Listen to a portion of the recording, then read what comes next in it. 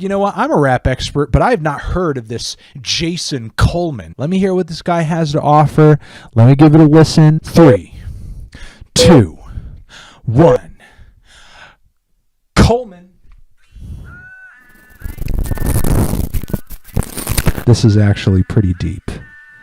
This is pretty amazing so far. I feel like you need a certain level of intelligence to vibe with this music. It's actually kind of funny.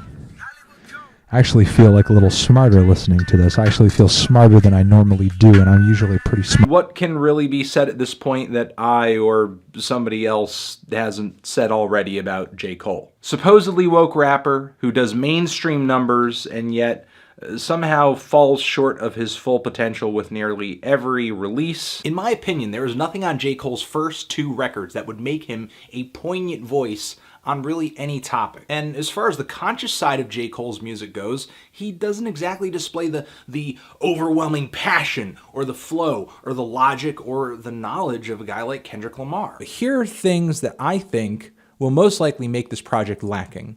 You know, sort of inherent issues that this album is going to be facing.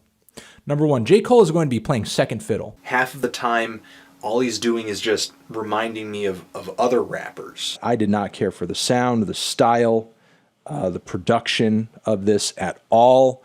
Really from the start of it, where Cole was delivering these somewhat smooth, kind of Drake-ish vocal lines in a very wimpy singing voice. Once again, Cole fails to pass the expectations test. And I don't mean merely my expectations or the expectations that his audience puts on him by hyping him up. I mean the actual expectations he puts on his own tracks, with the song titles, with the album cover, with the messaging and the hooks. Oh my god.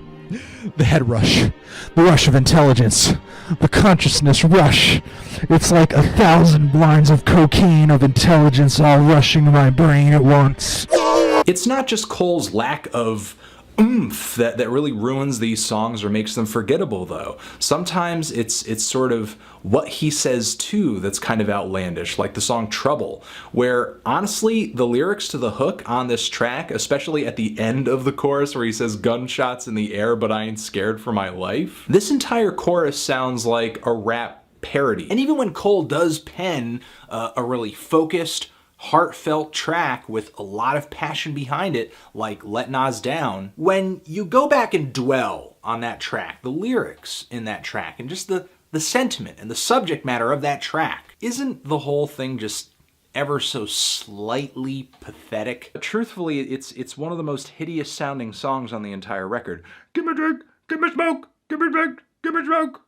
We have 2 contemporaries here who are not on equal footing, whether it be in terms of relevancy, whether it be in terms of hit making, whether it be in terms of artistic ability, whether it be in terms of critical acclaim and overall popularity. By every measure, J. Cole is underneath what Kendrick Lamar is doing. It's to the point where it was really like making me mad. I couldn't handle the irony of the track Cole World. He's rapping all over that song about how other rappers are ripping off his style and about how there's no innovation in the game. How can you say that when at the end of almost every one of your lines you're doing this Kanye West growl? The dude is turning into Drake, but it's not even good, introspective, deep, dark, sad Drake today. This is like mixtape Drake, except the hooks, singing, and beats do not pop. The momentum on the record picks up on the song Wet Dreams, which is basically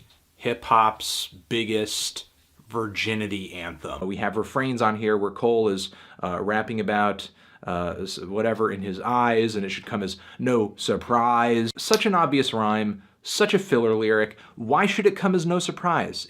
That makes no sense. It adds nothing to what you're saying. That's just a placeholder bar. The Illuminati. They're working with the reptilians. I now know this because of J. Cole. I don't even need to use words to communicate with you anymore. I'm no longer a word slave. Because across J. Cole's discography, I feel like there's always been J. Cole, and then there is the reputation of J. Cole as this mega woke lyrical miracle with this laser-focused intensity on whatever song topic or profound truth that he's dropping in a song, when in actuality he's never truly been that, at least not for longer than a song or two. Which brings us to the song Foldin' Clothes. Really the worst track on the record. Not just because of the obvious statements and filler lyrics where Cole is rapping about wanting to do the right thing, so much better than the wrong thing. We know that. We know that the right thing is better than the wrong thing. That's like saying the sky is blue. But really on this track, Cole is making a mountain out of a molehill. Nobody's gonna give you a medal for doing the laundry, dude. Of course J. Cole stans are gonna like whatever he does, you know, but the album is most likely going to be derided because J. Cole is not just on that level with Kendrick. And of course, because it is a love song and it is Cole, there has to be a handful of like sort of cringy bars worked into the track, rather than drawing me in closer to him like, oh, you came fast, I'm interested. It just makes me kind of wince and just think, why do I care? 7-Eleven was an inside job. You should know by now that I find this track to be a little boring and pretty patronizing and tone policey and gross.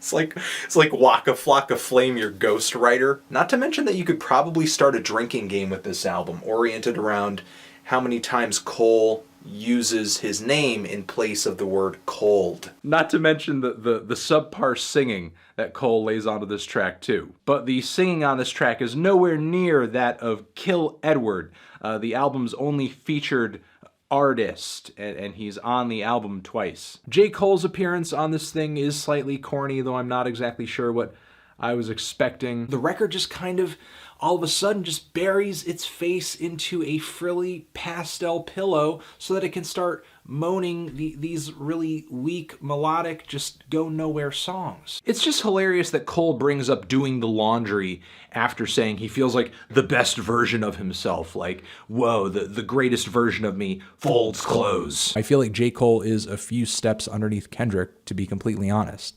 And the reason, well, I mean, because of that, I think Kendrick would essentially gain nothing from it. You can't start acting like the average IQ dude just because you've crossed paths with a woman who picked up a book. This album was just bland, nothing stuck out to me. The really muddy, distorted, kind of colorless production. Cole's delivery to me on this LP was a little more unenthusiastic than usual, and the food for thought tracks were just so incredibly middlebrow. My hack tells me 9/11 did 9/11. Deep state control. They're turning the frogs gay. Cole clearly thinks that just because he's past the very low bar of, well, I'm not making mindless crap, he can merely come through the record that overall sounds very low energy, very low structure, very low everything. But then J. Cole will just turn around and do a song like Mr. Nice Watch. And come on, if you've heard that song, let's admit it.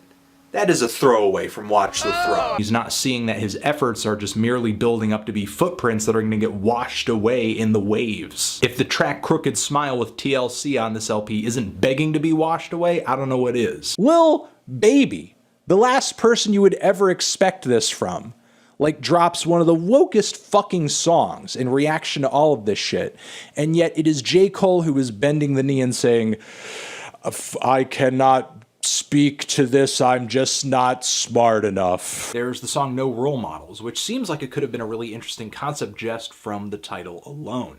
But the track itself, lyrically, Cole just kind of catches a feel over the lack of dateable women at his B-list celebrity level of fame. Saying that he doesn't want to date someone from a reality show because those people are shallow, but there are numerous points all over this record where Cole himself displays a somewhat shallow mentality. And I do the laundry at my house. When I do, I don't gotta write a fucking song about it. And finally, I think my last critique of this thing, we're gonna leave it at this final one over here.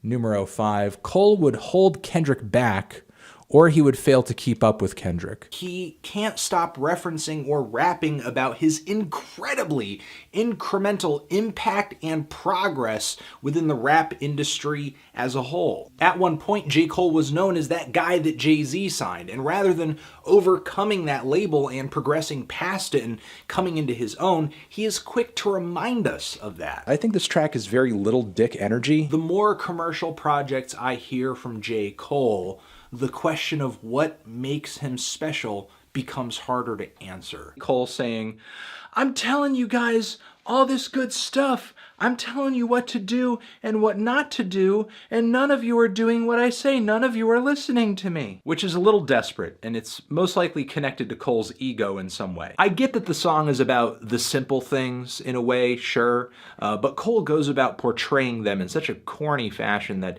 it's just such a skippable track. He's kind of middle of the road. You know, he's not so highbrow, he's not so lowbrow, he's just somewhere in the middle. He's not saying the most thoughtful or conscious stuff you've ever heard, nor is he making the most forward-thinking hip-hop out there as far as like instrumentals and just overall vibe and aesthetic goes. He's not as artsy as a Kendrick Lamar. He doesn't have a To Pimp a Butterfly in his discography. Kendrick would either need to sort of, I guess, kind of simplify it to, you know, sort of be more on a J. Cole level, or, you know, I think the flip side of that, the negative flip side of that is, you know, do the full concept and have J. Cole essentially plugged into the album in a really kind of lazy, formulaic, I don't know, predictable way. So he takes all this stuff, he rounds all of it up, only to put a cherry on top and tell the audience, meditate. Don't medicate. And I don't know, maybe that message turns heads at a local DARE program or a food co-op. Tons of other rappers have stepped up and artistically met this moment with a song that is about the problem, about the situation, about the struggle, about the deaths, the lives, the suffering. And J. Cole is over here, me. And frankly, it's really sad. It's fucking sad. So I'm just kind of sitting here wondering if Cole is going to grow into his own or really just end up copying the styles of other rappers in the future, because to me, I feel like it could go either way at this point. However, even on his most no BS albums so far, there are a lot of lackluster songs and just kind of, again, cringe-worthy lines. I feel like he wanted to, or at least he was implying as if he was going to bring the listener on some kind of journey into his life or his friend's life or into his past, but instead we got like a few weird scrawled diary entries that are barely legible, and a weird track about folding clothes. Not really sure what else to say. I feel kind of indifferent yet again on another J. Cole album. This is my review. If you don't like it, here's a straw. Only the strong subscribe. All mistakes were intentional. Anthony Fantano, J. Cole, forever.